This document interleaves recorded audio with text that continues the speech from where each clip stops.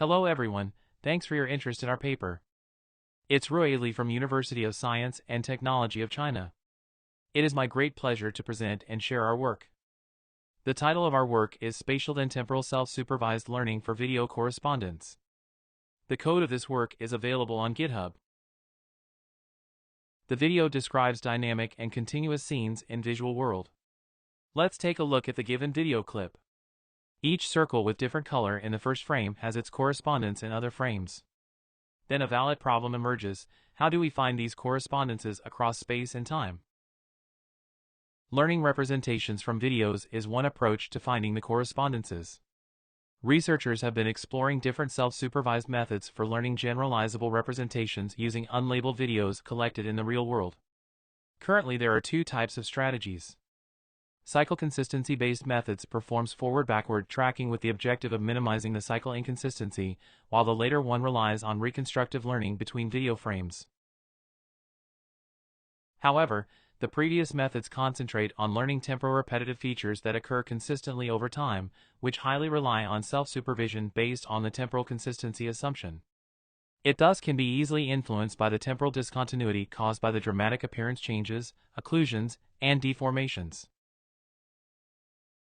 In recent years, the contrastive models pre-trained on image data show competitive performance against dedicated methods, providing video correspondence with discriminative and robust appearance cues, especially when facing severe temporal discontinuity.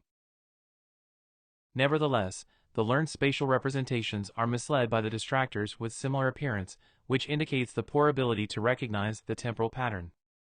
In light of the above observation, we believe the video correspondence relies on both spatial discriminative and temporal repetitive features.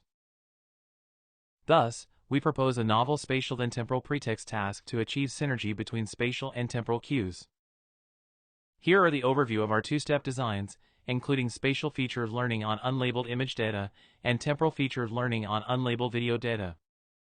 In the first step, we learn the discriminative spatial features by contrastive learning, where a single instance is split into two views.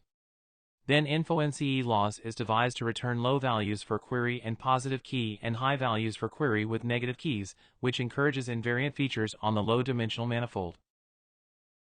Then, we perform temporal feature learning on unlabeled videos. Given a pair of video frames, we adopt the reconstructive learning at each pyramid level, and we observe that temporal repetition benefits from a relatively smaller downsampling rate. Hence, the model will learn better temporal persistent features at the fine-grained pyramid level.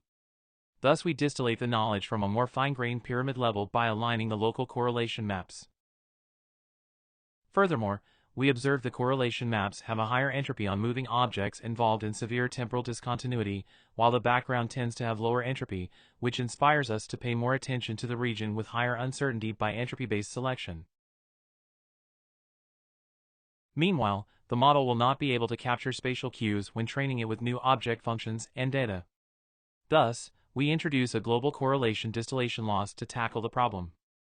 The final loss for training on the video dataset is summarized as a weighted sum of the proposed three losses. We sequentially train our network on ImageNet and YouTube VOS with various backbones. After self-supervised training, we directly utilize the unsupervised pre-trained model as the feature extractor without any fine-tuning, and leverage the algorithm of label propagation for inference on downstream tasks, including semi-supervised video object segmentation, pose key point tracking, and human part propagation. We first examine how each design impacts the overall performance. For temporal feature learning, the results demonstrate the effectiveness of pyramid frame reconstruction, local correlation distillation, and entropy selection. We also tried different training configurations for learning the spatiotemporal features. As indicated by the results, our spatial-then-temporal design gets the best performance. Here are the quantitative results for video object segmentation on the validation set of Davis 2017. With different setups, our method achieves significant improvement against its counterparts. We also evaluate the learned features on other correspondence-related tasks. Our method shows superior performance on both tasks of human part propagation and pose key point tracking.